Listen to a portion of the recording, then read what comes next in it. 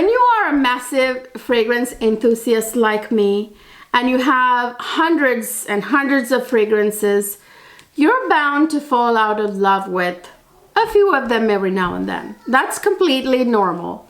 And that's what happened to me. You know, I have not been reaching for a few of my fragrances in my collection lately, you know, for a while actually. So I noticed them the other day. I actually did a video on the niche fragrances that I haven't reached for in a long time and have kind of fallen out of love with.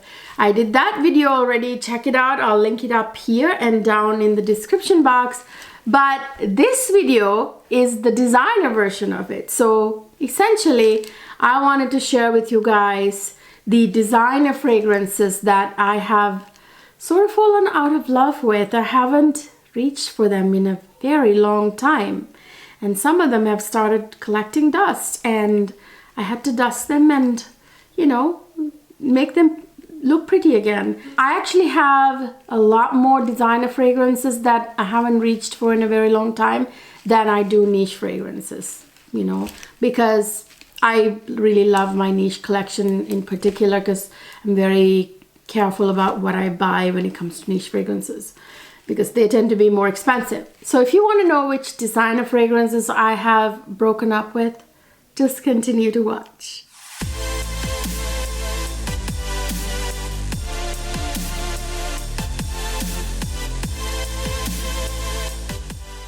So guys, just like I told you in the video that I did before about niche fragrances that I have not been reaching for, that I have fallen out of love with, just like I said in that video, these are just designer fragrances that I've not been reaching for recently.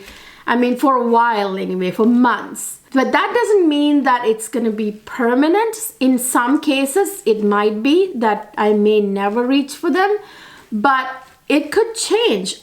This is not really a declutter video because I'm actually not going to get rid of them yet anyway. I'm gonna keep them in my collection and, you know, for a while longer and see how I feel about it. I might fall back in love with a few of them, but I might not. These may be just on a path to a declutter someday, which I haven't done yet on my channel. I'm gonna start with YSL Manifesto. Now, as you guys can see, I wore it for a while. This was a time when I bought a lot of fragrances all at once. This was like the beginning of my fragrance journey. I wore this for a while and just kind of got tired of it, and then just kind of forgot about it, you guys. You know, I'm going to, actually, I'm going to spray it in the cap because that's just easiest right now. I don't have any blotter cards, and I have about 20 fragrances here that I will not have enough spots on my body to spray. This is, you know, the thing is, it's beautiful, you guys. It's beautiful, but this is not about, you know, me not loving these fragrances. It's just for whatever reason, I just haven't reached for them. I just haven't. So this is like one of those cases where this is a really nice, basically a vanilla fragrance, which I absolutely love to wear vanilla fragrance. But for some reason, I just keep forgetting to reach for this. I mean, this may be a case of me bringing this fragrance, kind of rotating it and bringing it to the front of where I keep my designer fragrances. I don't know. This is beautiful. It's not that it's not a beautiful fragrance. It's very vanilla, very woody vanilla. It's powdery, has kind of a bit of an aromatic quality to it. It's got some amber. It's pretty, you guys. It's not that it's not pretty. I just have not reached for it in a very long time. And here's another one. This, I even did a review, like a dedicated review, if I'm not mistaken, long time ago. This was like when I first started my channel. Again, I loved it when I got it. I thought it was very nice, but since then I have added so many amazing perfumes that I don't reach for this anymore. This is that, oh, I forgot to tell you what this is. This is Oula Rouge by Christian Siriano, that designer that came out of Project Runway. This is that fragrance that has sort of like that Baccarat Rouge kind of DNA, because this has ambroxan and some, I think even saffron, which always tend to give off that sort of Baccarat Rouge vibes, but this has praline, if I'm not mistaken. So there's like a sweetness in the base. So this is like one of those Baccarat Rouge-esque thousands that exist now. One of those wannabe Baccarat Rouge, thousands and thousands of Baccarat Rouge dupes, or Baccarat Rouge-esque fragrances that sort of blend into the background. Don't use it anymore. Just sits there collecting dust. So here's another one that I essentially bought this for the bottle. I'm not gonna lie, this just is very interesting. It's an interesting bottle, and yeah, do you guys have this one right here? This is the Molsham & Co, I want to say is the name of this company. This is again, pretty fragrance. It's actually quite nice. It's a very white florally kind of fragrance with a little hint of almond and some other gourmet notes like cacao and tonka bean and vanilla. It's got loads of tonka bean and vanilla. It's actually really pretty. Again, this is not about me not liking these fragrances. It's just that for whatever reason, I just don't reach for them. This has got beautiful, like a sensual dry down with some sandalwood, pretty florals, white florals like tuberose, jasmine, and even aside from white florals, there's even some rose, I believe. Really, actually very pretty. But I have 1,000 like this, you guys. Really, my problem is that not that these fragrances aren't beautiful. It's just that I have too many. I have over 400 fragrances, and some of you guys watching this video who don't have a massive collection like mine might have this fragrance and think, what is she talking about? This is beautiful. Yeah, if you have a small collection, and this is a very beautiful fragrance, but I just don't reach for it. It just, you know, I have a lot of white floral fragrances, niche and designer, and that one just doesn't stand out. It's beautiful, but it's not memorable enough. Now here's one that's gonna get a lot of you, because I know there are a lot of die-hard fans of this fragrance. And I mean, I do like this mostly in theory, you guys. I mean, I do love the way it smells. Don't get me wrong. I do think it's a very unique and sexy fragrance. It's very dark, very kind of villain-esque fragrance. You know, this would make a really great signature scent for a Disney villain who's gorgeous. Okay, so that type of fragrance, you know, Maleficent comes to mind. So, you know, it's a great fragrance, and it's very kind of dark and sexy. But the reason why I don't honestly reach for this fragrance very much is because it's just not my vibe. It's not me, you know. I'm not like that dark, like villain-like vibes. I don't, you know, that's just not who I am, and it's just not my scent signature. So I don't end up wearing this. This is, of course, Alien by Mugler. Yes, I know. So no, this one has a weird atomizer. No, actually I can smell it. I don't actually have to. I thought that because the atomizer is weird, I would have to. I'll spray this on my skin. Yeah, it's very captivating, dark kind of fragrance. It's very white floral, but very indolic, bewitching kind of white floral, kind of almost dirty jasmine in here with other very kind of dark, cold white florals, if that makes sense, with loads of amber, some woody notes. I mean, you can smell the woodiness, very strongly woody. It's just not my vibe, you guys. So I don't ever end up reaching for it. I've probably worn it just a few times in the winter. I tend to wear that in the winter, which I think is perfect, the perfect time for it. Not a summer fragrance, although it's a white floral. Here's another world famous one that was originally created in the 1920s. This is a iconic, very popular fragrance.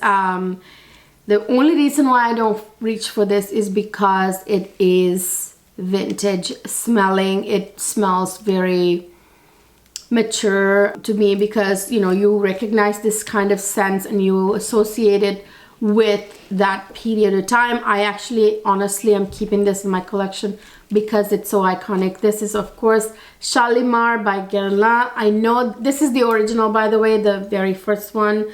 I'm sure it's been reformulated, but what I was trying to say is that it's not one of those million flankers that you have now that are actually more modern and people actually love them. But this one, ooh, this is strong. This is a citrusy, ambery fragrance. It's kind of smoky too. There's incense in here that those citruses right in the opening really hits you hard. Yeah, very citrusy opening, which is one of the reasons why I don't love this scent profile, because it has a very sharp citrusy opening with loads of different citrusy notes. I mean, name every citrus, it's in here. And then in contrast, it has a very gourmand, dark, gourmand, edible dry down with like tonka bean and vanilla and amber and all that. And another thing I don't love about this is that this has civet. It's animalic in a, not in a very good way to my nose anyway. Yeah, this also has leather, I believe, which is actually quite luxurious. I appreciate this fragrance because I think it's a very unique and very iconic, kind of like Chanel No. 5, right? Iconic, but I don't feel like myself when I wear this, which is why I don't really reach for it, but I'll probably keep that in my collection. Speaking of which, I have, of course, Chanel No. 5 right here. Cannot believe that I got this cover dirty. This was like the special anniversary release, this bottle, which is actually like a collector's type of item. I don't really wear Chanel No. 5, you guys, for the obvious reasons, because it smells a little bit more mature and than I want to be. I will say though, like, unlike Shalimar, I do like wearing Chanel No. 9, Chanel No. 5 when I feel like it. It's actually perfectly suited for only like certain particular type of occasion, you know. I've worn this a few times, but not that many times. This is a very aldehydic fragrance, as you guys know, which I love aldehydes actually. Aldehydes are so bright and sunny and everything, and this has a bit of an animalic vibe about it. Love it. I think it's very sophisticated kind of scent profile that is classic and will never die, will go away. Believe it or not, it's still one of the most sold perfumes in the world, you guys. So yeah, not that I'm gonna declutter this. Again, this is not a declutter video. This is about fragrances that I have fallen out of love with for now anyway, and I'm not reaching for. So next one is this one right here, Elisab Le Parfum. I can't remember the last time I wore this fragrance. In fact, the bottle had a little bit of dust that I had to wipe off. I need to go through my entire collection and start polishing them again, you guys. But, you know, I do that every now and then. But this, yeah, like I said, this is, I kind of grew out of this scent profile here. It doesn't like really excite me anymore. This kind of honeyed white floral sort of scents, you know.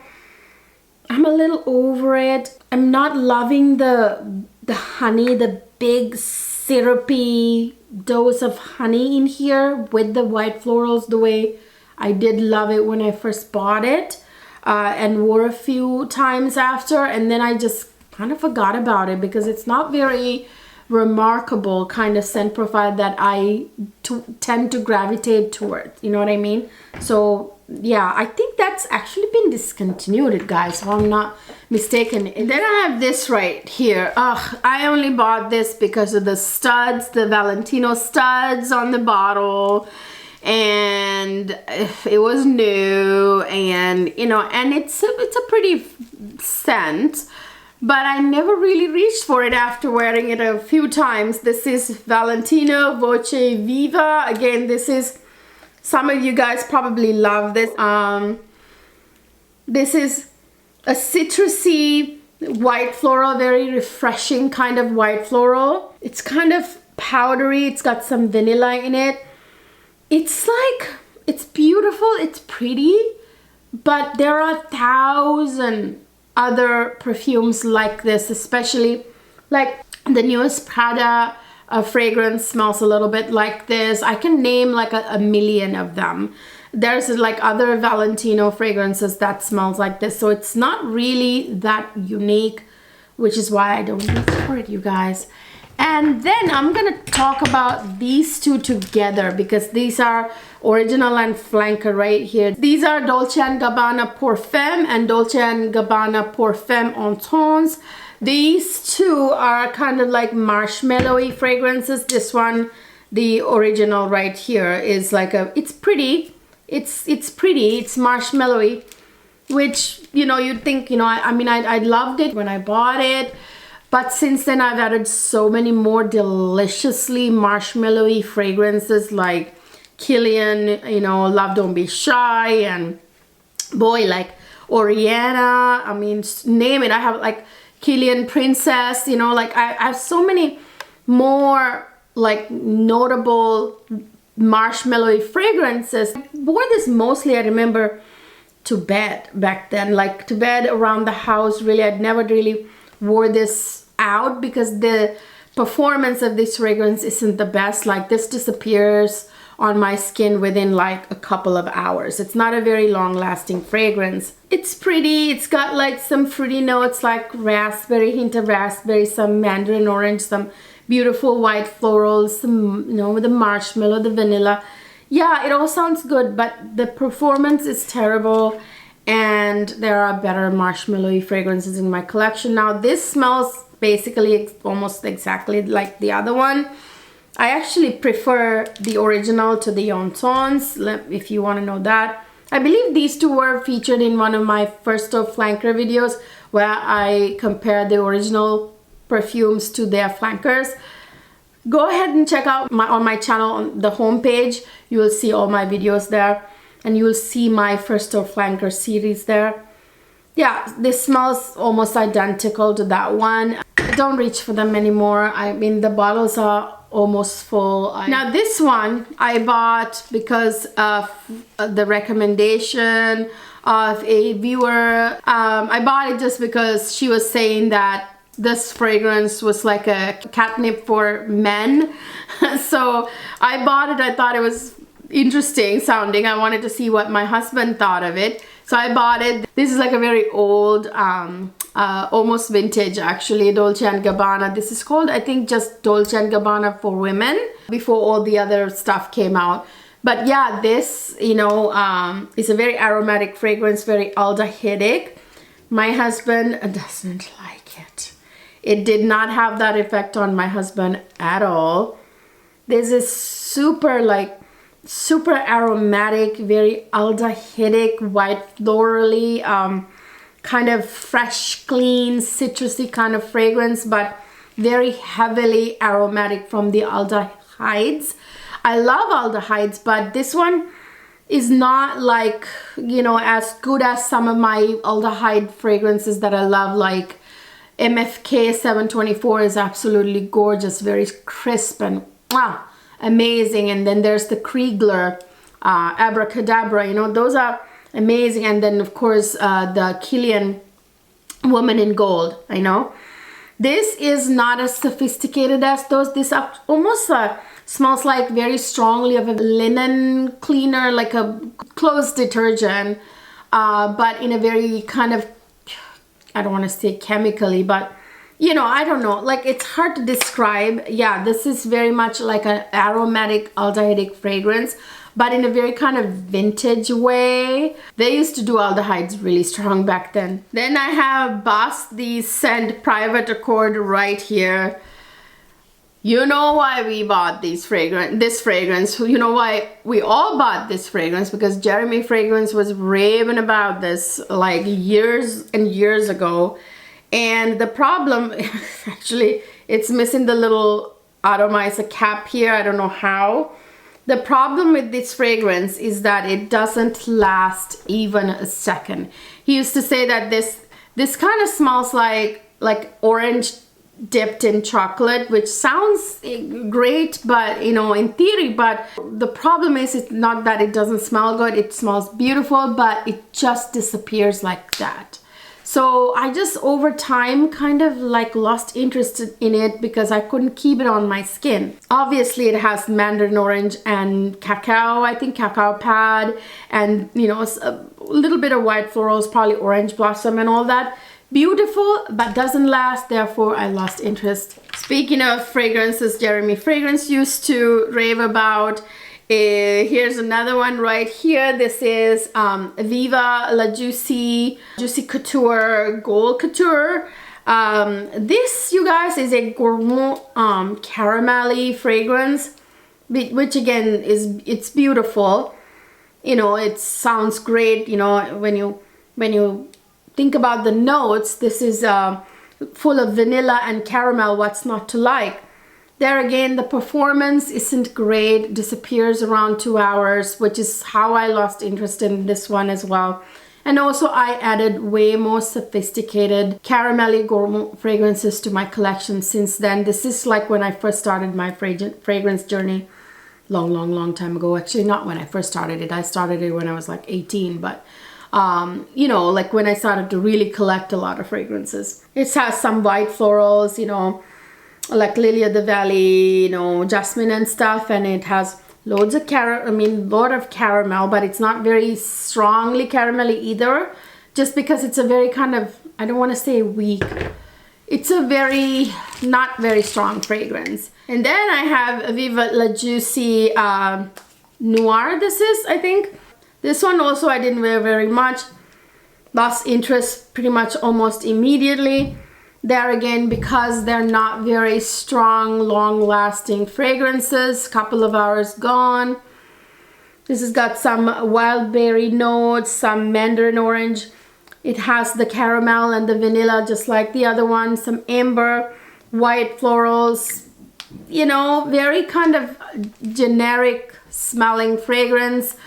It doesn't excite me anymore, you know, unless you're like, you know, I don't know, 16 and you want something that's kind of young and, you know, nothing too serious, those are really good. But when you get to the point that I've gotten with my collection, they kind of blend into the background. Okay, here's another one I lost interest in almost immediately because it's so strong and so vintage. But will I ever get rid of it from my collection? I don't know if I would, because it's just one of those classics, just like those other ones I talked about that I will keep. This is Dior Poison, the original, you guys. Oh, this one is, it's actually those like early 90s fragrances. Was it early 90s or 80s? I don't know. Oh, strong, like, whoa, goes right up in your head. This has so many notes. I'm not gonna list them all. I mean, it has, name it, everything. Like, it has like smokiness, it has honey, it has, you know, florals, any floral you can think of. It has everything. A little bit of balsamic notes. It's got, you know, vanilla, amber, sandalwood. It's even got like rosewood and star anise and anise or something, like all these crazy notes in here. It smells very strong, like a strong fragrance. Again, reminds me of Disney villains, you know, like it would be perfect for like the villain that gave Snow White the poison apple. You know, it even looks like that. So yeah, it's very vintage, very kind of mature smelling fragrance. It's really not my vibe, it's not my personality, so I've lost interest in it, but I'm keeping it because it's kind of one of those classics. Then I have this here by Hermes. I never really reach for this. This is one of those fragrances that just gets forgotten for whatever reason. It just blends into the background and it's hard to remember. I guess it's not memorable to me anyway. This is by Hermes. Like I said, this is Ombre Merveille. You know, this one is, I think I'm gonna have to spray this one on my skin because it doesn't have a cap. Very, like I said, it says ombre, it's amber. It's an ambery fragrance, ambery vanilla fragrance. It's very, very ambery, very, very vanilla with a little bit of like a labdanum leather kind of feel to it, tiny bit of patchouli. It's just very strong and very ambery. I just have a lot more leathery, ambery, vanilla fragrances now that I don't really, again, I don't think about it. I don't reach for it. And here's another very classic Chanel fragrance. I, you know, bought the small bottle of this because I knew it was going to be too strong for me. Loads of people love this fragrance to this day, and I do love it too, but for particular moments, particular occasions. Again, it's very vintage smelling. It has that vintage sophisticated Chanel DNA, just like Chanel No. 5. This is Chanel Coco. I tend to gravitate more towards the Chanel Coco Noir. I don't reach for this as much. This is, again, a very ambery, warm fragrance. Ambery, warm, spicy, woody, powdery fragrance. Has that very kind of, you know, Chanel vintage DNA. Again, very mature in the smell because you immediately connect Chanel sophisticated DNA with, like, you know, decades ago, you know, like 30s, 40s. This has loads of different notes. I'm not going to go through all of them, but a very ambery fragrance. I am keeping it in my collection and I'll always have it in my collection, just like Chanel No. 5, but I'll wear it very, very rarely right now. I can't remember the last time I reached for it, okay? So I'm kind of falling out of love with it for now. So then I have this Banana Republic Dark Cherry and Amber. You guys, this is another one of those Baccarat Rouge-esque fragrances that just sort of blend into the background. But this is a cherry fragrance with that little bit of the Baccarat Rouge vibe. Because why? This has praline and might have a little bit of ambergris. But anyway, some people say this smells like, I actually don't think, honestly, it smells very much at all, anything like that. I smell the cherry very, very well in here, which is a nice fragrance. This has cherry and cherry blossom, both, I think, praline and amber. It's a nice fragrance, you guys. I have a lot more beautiful cherry fragrances that I love a lot more, and I forget about it. And we have this right here. Gosh, this is from years ago, you guys. I don't think this perfume is good anymore. I haven't worn it since back then. I wore it a little bit. I still remember I bought this at an airport when I first started my fragrance journey years ago. This is Chloe Eau de Parfum. This, you guys, again, doesn't excite me. Like it, you know, I have so many rose perfumes that I love a lot more than I like this one. This is not bad. This beautiful, beautiful kind of, has kind of Miss Dior kind of vibe, like the Miss Dior rose, something rose and roses type of vibe in there. This is a nice, fresh, rosy fragrance. But there again, I have so many like Louis Dou, all those beautiful rose fragrances that I really love. I mean, gosh, not just Louis Dou, I'm talking about fresh rose fragrances like Joyeux Unique Sensorial, Rosemonde, all these very unique fresh rose fragrances that I love a lot more now, so this gets forgotten.